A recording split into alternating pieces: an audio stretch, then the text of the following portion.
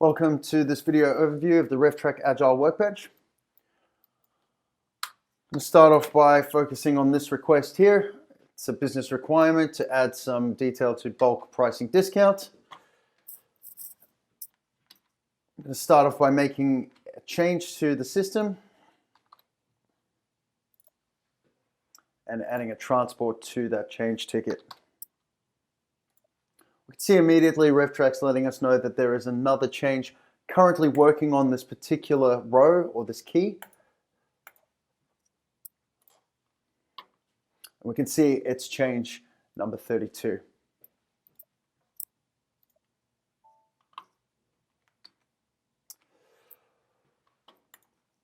What we're going to do now is go to the Agile Workbench, and we start off in the backlog screen. So we're trying to give the tools to organizations, the familiar Agile tools, to help them to better manage their changes across the landscape so that they can increase the speed and velocity of change delivery. We're going to start off by creating a new sprint. This might be something like week 25. We'll set a start date and a proposed end date as well.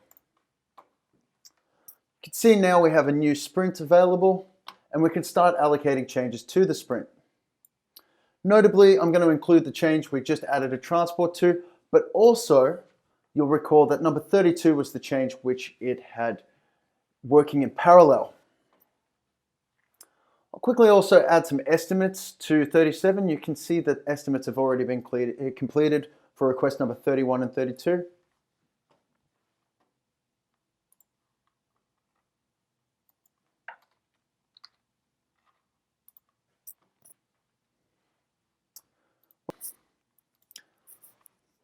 So once we're happy with the sprint and it's been built up, we can start the sprint.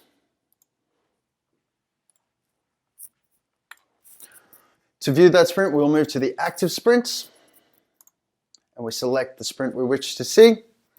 See there's two in progress, one being the request we just added a transport to, the bulk discount request, and the other one being an unworked on change, the fine wool profitability breakdown.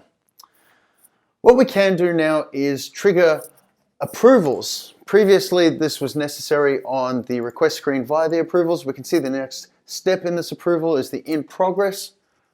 However, now we can use the drag and drop feature through the columns. This will go through the authorization, ensure that the assignee or the person performing this is authorized to approve or move it to the next step. And that is fully audited as well. If we have a look at that in the audit trail, we can see historically it was signed in progress by the user Chris Drake. Now we're going to trigger some migration. The next step is a migration step, and it will trigger automatic migration. I'm going to start off with a complicated one. I'm going to move request number 37 to QA. What we'll see is the typical migration details. Transports from D75, which is my development system, will be migrated to Q75.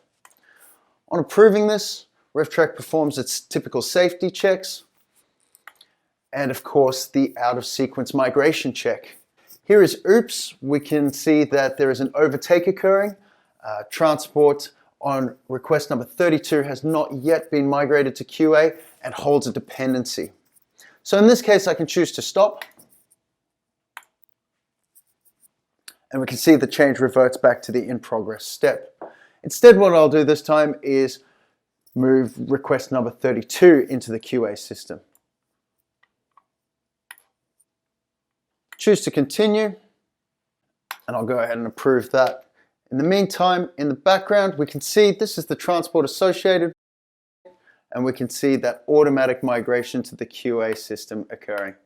We can now see that that is successfully in QA, and the developer's job is done. This has an advantage. It puts the emphasis on successful migrations back on the development team.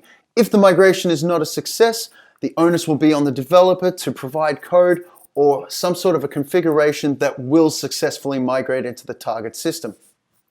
Once again, we'll see the same thing for 37. Now that the dependency or the sequence has been met, we shouldn't have any oops issues, and we'll be able to allow for the transport to migrate.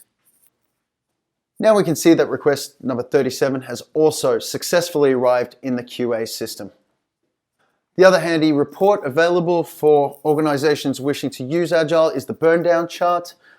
Obviously this data is not great because I plugged it in all at the same time, but we can see a rundown and a burn down in accordance with the sprint's projected completion date and the workload required by the team.